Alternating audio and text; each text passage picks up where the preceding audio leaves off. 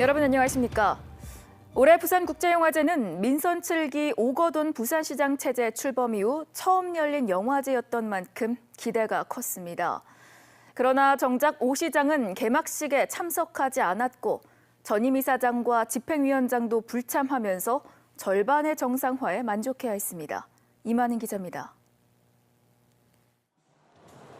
지난 4일 제23회 부산국제영화제 개막식.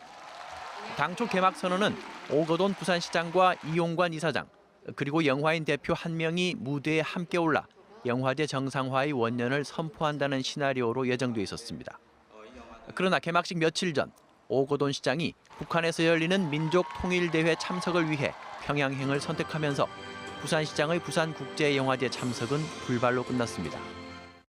제23회 부산국제영화제 개막을 선언합니다. 2016년 서병수 전 부산시장의 영화제 불참 이래 3년째 부산국제영화제에 부산시장이 불참한 겁니다. 영화인 대표로 초청할 예정이었던 김동호 전 이사장과 강수연 전 집행위원장도 영화제에 끝내 불참했습니다. 톱스타급 영화 배우들도 눈에 띄지 않았습니다. 영화제에 참석했던 영화인들도 개봉을 앞둔 영화의 홍보를 위해 참석한 경우가 대부분이었습니다. 늘 일본에서 작품의 기회가 있었으면 좋겠다 생각을 하고 있었는데 한일합작이라는 이제 형태로 또 이렇게 기회가 돼서 제가 주인공을 하고 민선 7기 부산시의 출범과 함께 부산국제영화제의 화려한 부활을 기대했던 부산 시민들과 영화팬들.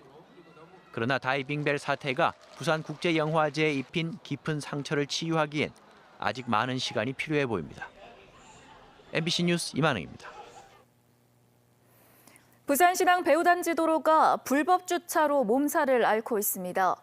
대형 사고 우려마저 높아 항만당국이 주차장 확보에 나서는 등 비상이 걸렸습니다.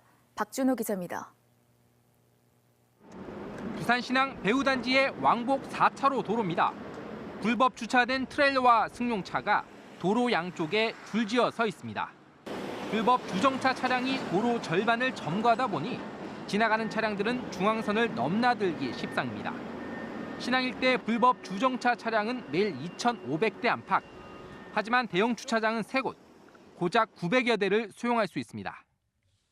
주차 공간이 턱없이 부족하다 보니 일부 화물차들은 보시는 것처럼 아예 이중 주차마저 하고 있습니다.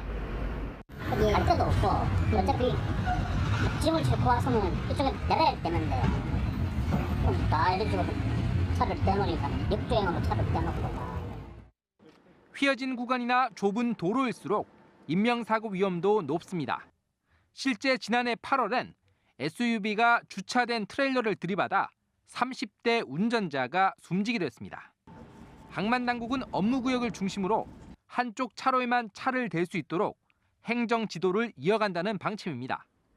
또 화물차 주차장이 부족하다는 지적에 따라 700면 규모의 전용 주차장을 내년에 새로 짓기로 했습니다. 물류 흐름을 또 이렇게 원활하게 하는 그런 측면, 그리고 교통사고를 예방하는 그런 측면에서도 이 주차장은 상당한 역할을 할 것으로 저희들은 기대를 하고 있습니다. 부산시당 서 컨테이너 부두 개발이 본격화되는 등 화물 차량이 계속 늘어날 것으로 보여 주차와의 전쟁은 더 심각해질 전망입니다. MBC 뉴스 박준호입니다. 중부경찰서는 프로축구 선수에게 승부 조작을 제안하며 5천만 원을 건네려고 한 혐의로 축구 국가대표 출신 수비수 A씨를 구속했습니다. A씨는 지난달 21일 밤 10시쯤 부산의 한 호텔에서 프로 2부 리그 축구단 소속 B씨에게 경기에서 반칙해 퇴장하라고 말하며 5천만 원을 건네려고 한 혐의를 받고 있습니다. B씨는 현장에서 제안을 거절하고 곧바로 경찰에 신고했으며 출동한 경찰은 호텔에서 A씨를 긴급 체포했습니다. 대표이사 선출이 2차례 무산되면서 어려움을 겪고 있는 부산 공동화 시장이 성옥이 일요일 경매 개최도 무산됐습니다. 부산 공동화 시장은 중도메인 협동조합과 항운노조 등과 10월에서 12월 성옥이 일요일 경매 개최를 두고 협상을 벌였지만 일요일 근무 보상과 어선 입항 순위 문제 등에서 의견 차이를 보이며 결렬됐다고 밝혔습니다. 일요일 공동화 시장이 문을 열지 않으면서 토요일 오후에 들어온 어선들은 월요일까지 기다려야 해 신선도 문제로 고등어의 가격이 떨어질 것으로 예상됩니다. 부산시가 지난 7월부터 2달 동안 16개 구군의 급경사지와 배수펌프장 등 재난위험시설 관리 실태 등을 감찰한 결과 모두 60건의 위반 사항을 적발했다고 밝혔습니다. 일부 군은 붕괴 위험성이 높은 재난위험 건축물을 관리하면서 건축물 변화를 계측하지 않았고 또 다른 군은 비산먼지나 토사유실 방지 시설을 설치하지 않고 대규모 주택개발 공사를 강행했던 것으로 나타났습니다.